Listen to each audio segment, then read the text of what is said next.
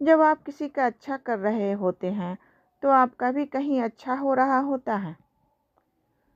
جو اللہ کو وکیل بنا لیتے ہیں وہ مقدمے جیت جایا کرتے ہیں۔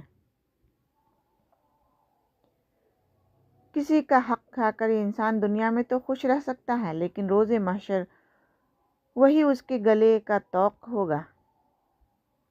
انسان کی انسانیت تب ختم ہوتی ہے جب اسے دوسروں کے دھوکوں پر ہنسی آنے لگے۔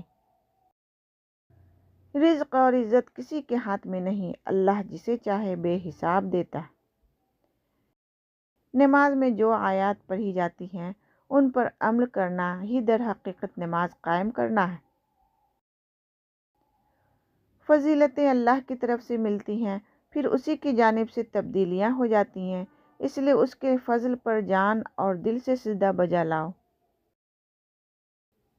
روتے رہ جاؤ گے جس دن سجدے کی طاقت نہیں ہوگی۔ ابھی بھی وقت ہے نوجوانوں، نماز قائم کرو۔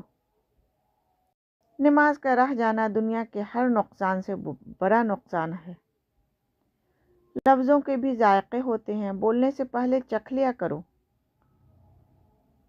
خوش قسمت وہ انسان جس کے لیے کوئی روئے، مگر بد قسمت وہ انسان جس کی وجہ سے کوئی روئے۔ ہمیشہ دعا مانگتے رہا کرو، کیونکہ دعا کبھی رد نہیں ہوتی، یا تو قبول ہوتی ہے، یا آخرت کے لیے ذخیرہ ہو جاتی ہے، یا مصیبت کو ٹال دیتی ہے۔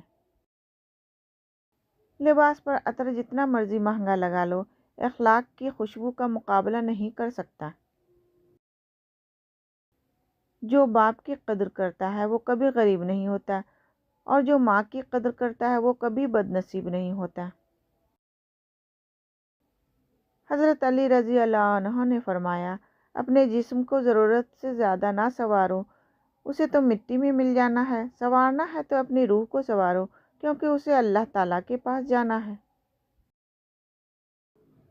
زندگی میں کبھی کوئی آپ کا کردار اٹھا کر چوک میں بھی لٹکا دے، تب بھی اطمینان رکھے، کیونکہ عزت اور ذلت اللہ پاک کے ہاتھ میں ہے۔